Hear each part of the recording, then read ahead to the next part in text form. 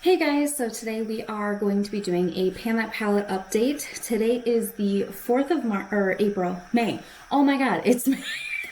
You guys, being in quarantine and like working from home every day is like totally thrown off my internal calendar. Today is May 4th. I wrote it down on my sheet of paper. So if you don't know, I am panning the Tarte Man-Eater palette. So it's this little 9-pan eyeshadow from Tarte. I've really been enjoying it, and I'm here to give you my update. So let's just go ahead and jump right in.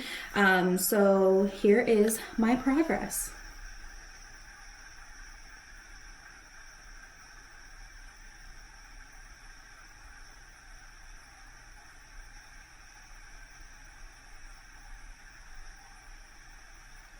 Okay, so as you can see, I have a new pan since last time, and it is this shade right here. So this is called Passion. I hit pan on that probably about a week after I filmed my last update, so that is exciting.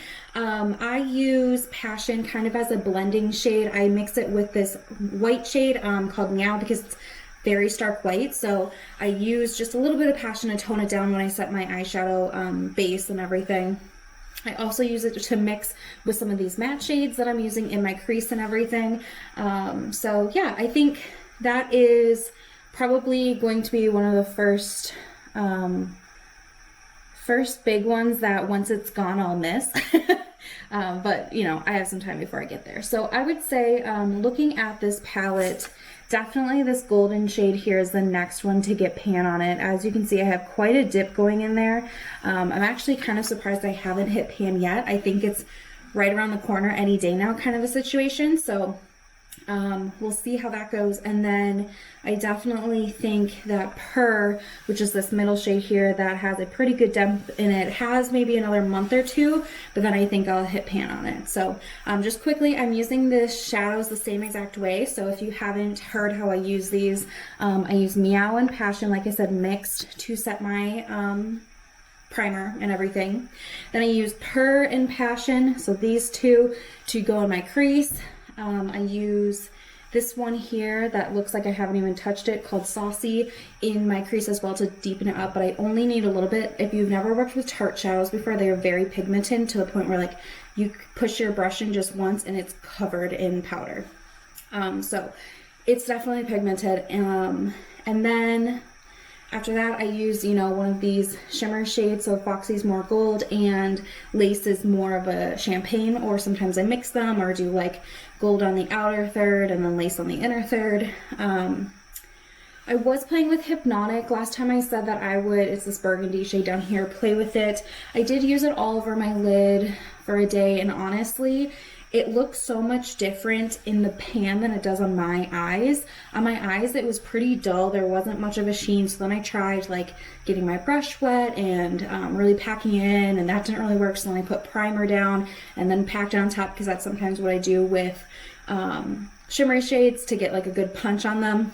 And that didn't really work. So yeah, I don't know about this Hypnotic shade. I do like it on the outer third sometimes. I think that's pretty. I've tried to use it on my lower lash line, but I end up looking sickly, so I'm not doing that anymore.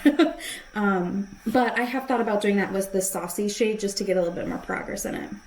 I am not using this dark brown Midnight at the moment. I honestly don't know if I will, but this black called Catcall, there is a mark in there where I've been using it. So what I do is I take my flat liner brush. This one's from e.l.f. So it's just like truly flat.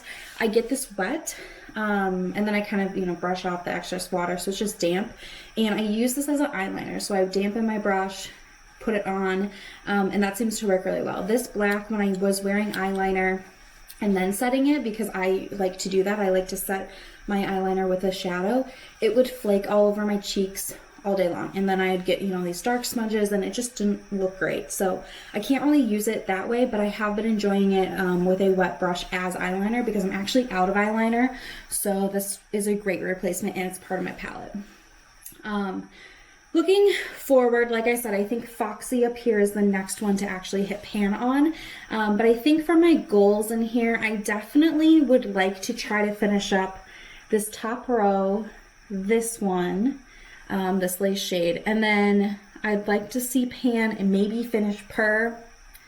Definitely pan in this cat call, but these three here, I don't really have a set goal for. Obviously, I'm going to use them, but I don't know that I actually want to like hit pan or finish up. So I would say, you know, this kind of upper corner is definitely where the most of my focus is. That's obviously where you see the most usage. But going forward, I don't really want to put the pressure on myself to like have to finish these three if it's not something, you know, I'm really gravitating towards or working for. The black shade, I have actually never panned a full black shadow in all my years of panning palettes. If you don't know, this is, gosh, number 4, 5 of palettes that I've panned. I've always hit pan on them, but I've never finished them. So that's going to be my goal for this as well, is to hit pan on that black, but not finish it. So anyway, that is my update. I hope you guys enjoyed, and we'll see if I can hit pan on Foxy by the next update. So let me know how your pan palette is doing down below, and I'll see you guys in my next one.